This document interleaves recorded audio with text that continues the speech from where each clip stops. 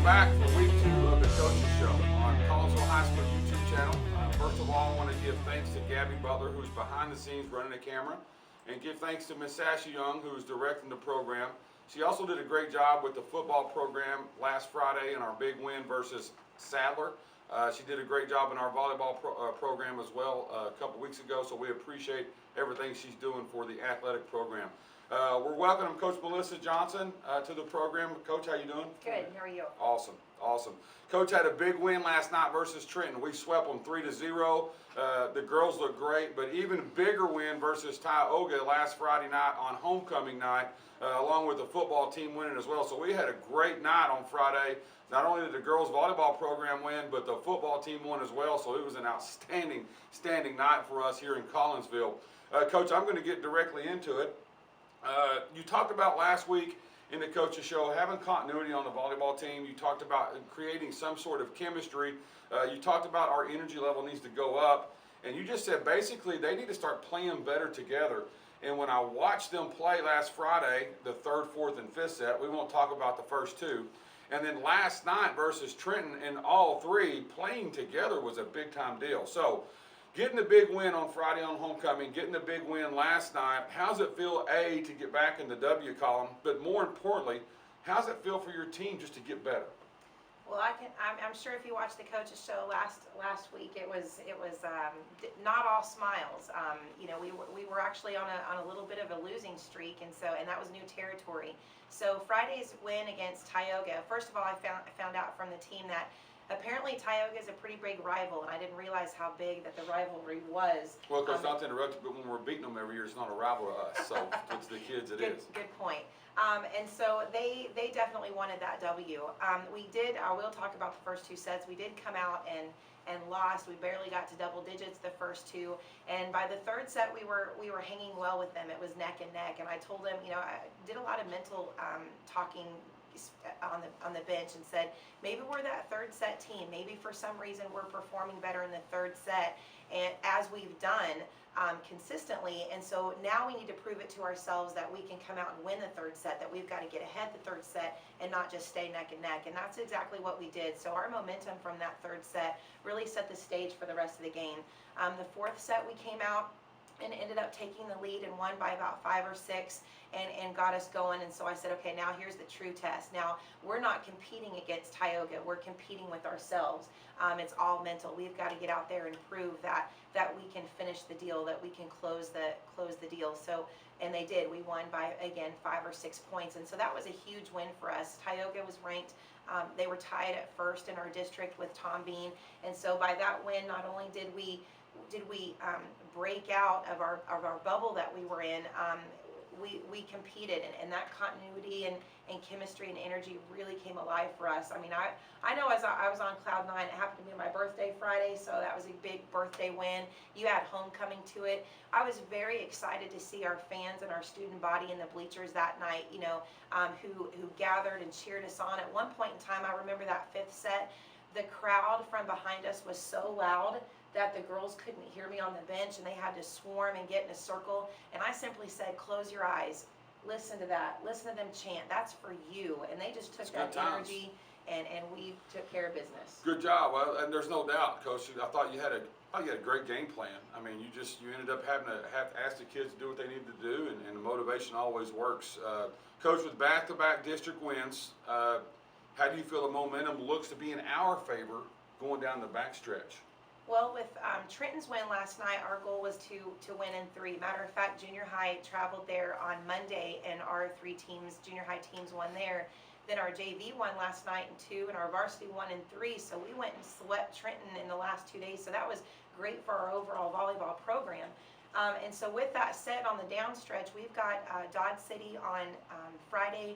We've got Savoy on Tuesday, and then next Friday we start back over with Wolf City, starting district of round 2. And so Wolf City comes to us, and that's where we need to finish out the rest of these couple of games strong. Again, where our goal is to get them in 3. Wolf City comes back. It's a chance for us to start all over.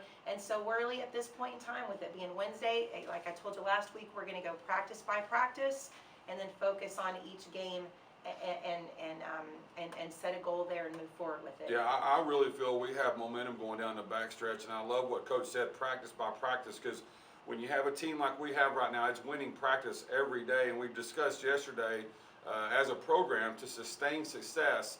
And what I mean by that is when you do something positive, focus on doing something else positive instead of, hey, just a good job and moving on the next play. Focus on doing something else positive.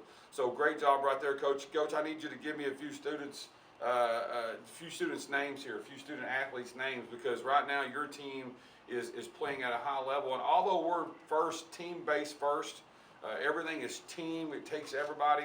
But also you have a few kids right now that you had talked about last night that are really playing at a high level. Who are they? I'm going to start off with one of our team captains, senior Taylor Shepard.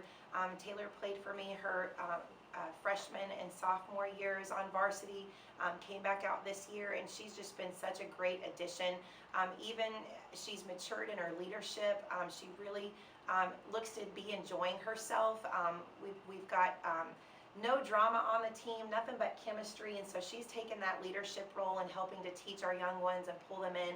Her presence at the net, both on blocks and attacks, and just her knowledge and experience bring an upper level to our program. I also have senior Michaela McDonald returning. She played at the regional tournament.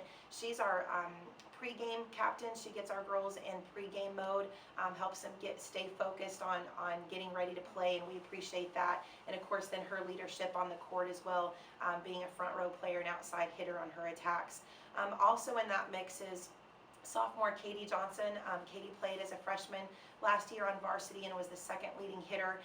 Her role is still the same this year. After Taylor Shepard, she's the second leading attacker, and she's the only player that plays all the way around, which is very hard to do. And I can tell that her backcourt game has matured this year just in her experience at the varsity level. Also in that mix is our new libero, Madison Ashton. She's a junior. She's learning a different role of the game than she had last year. Last year she played a back row position. This year she's playing back row position for at least two, if not sometimes multiple players. And so she rarely sits the bench. And so her leadership coming back from the regional tournament and her experience is also key. Also returning is sophomore Abby Martin. She's an outside attacker, gets in and plays back row if we need her to there. And I appreciate that her game has matured since the regional tournament appearance, that she's got more confidence and that her leadership role is there. She's also discovered that she's a a C set attacker and has more success there. And so that just shows that she's also maturing in her game. Also, I like to throw out freshman Addison McDonald. She's also middle blocker like Taylor Shepard, and they take turn. They're opposite going in for each other. Addison had a great game against Tioga on Friday and really came out of her shell with much needed blocks and much needed attacks.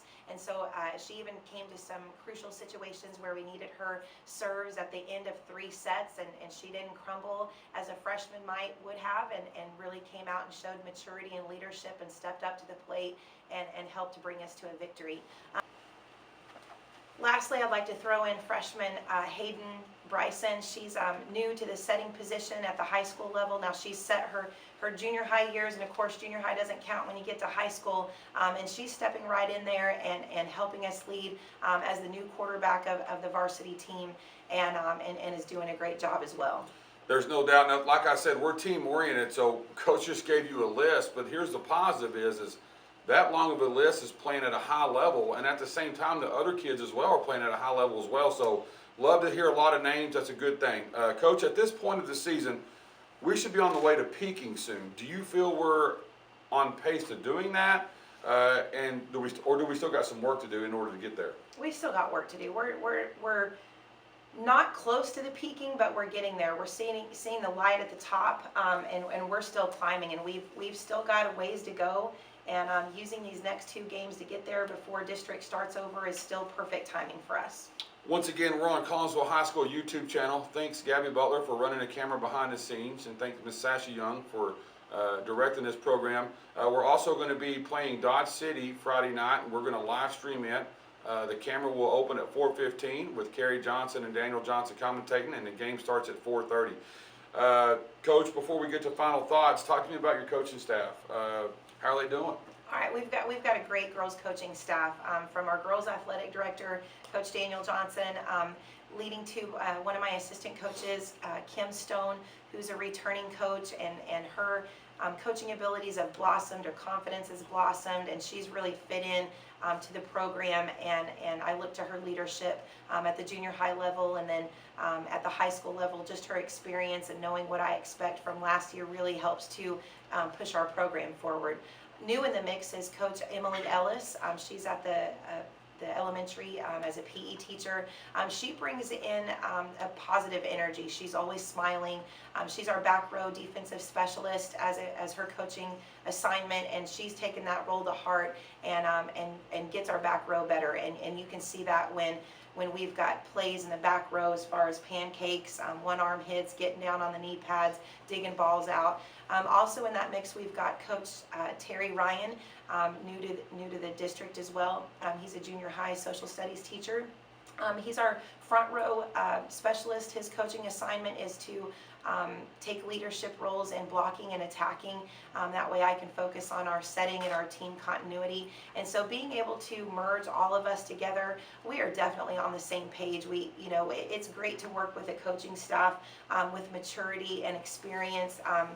Whether it be brand new experience, years of experience, football experience, just all around maturity on our staff, and being able to have chemistry that then leads us to be better leaders around our student athletes makes for a heck of a program, a heck of a season already. Yeah, and as the girls athletic director, Coach Johnson here does an outstanding job with leadership.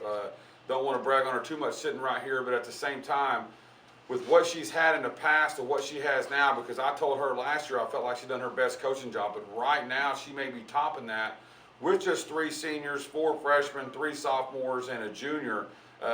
We're on the rise right now, and you can obviously tell it when you come watch the game. So if you're not able to come Friday at 4:30, which we want you in the stands, if you're not able to come, please tune in to Collinsville High School YouTube channel, because we will be live streaming that with Carrie Johnson and I, Daniel Johnson. So last question, Coach. I know I said a while ago was the last chance question, but we do have about 30 seconds left. Talk to me about your final thoughts on Dodge City coming up this Friday. All right, well, not knowing too much about the other team, we tend to focus on what we need to do. All I know from what Dodge City's what they've been doing in our district is our overall district scores. And so comparing that with who we've played, I present that to our team before we play to say, hey, listen, Dodge City would have won this game against this team with so many sets. Look at the points. And so we kind of get a feel for where we are at and where we need to play based off our also win-loss record and each set and each score of each set. So just to get a feel for where do we need to be, all right, let's get out there and prove it. Yeah, I'm excited about Friday down the backstretch. Thank you for tuning in to the Coaches Show. We're on Collinsville High School YouTube channel. Thank you, Miss Gabby Butler, behind the scenes running the camera.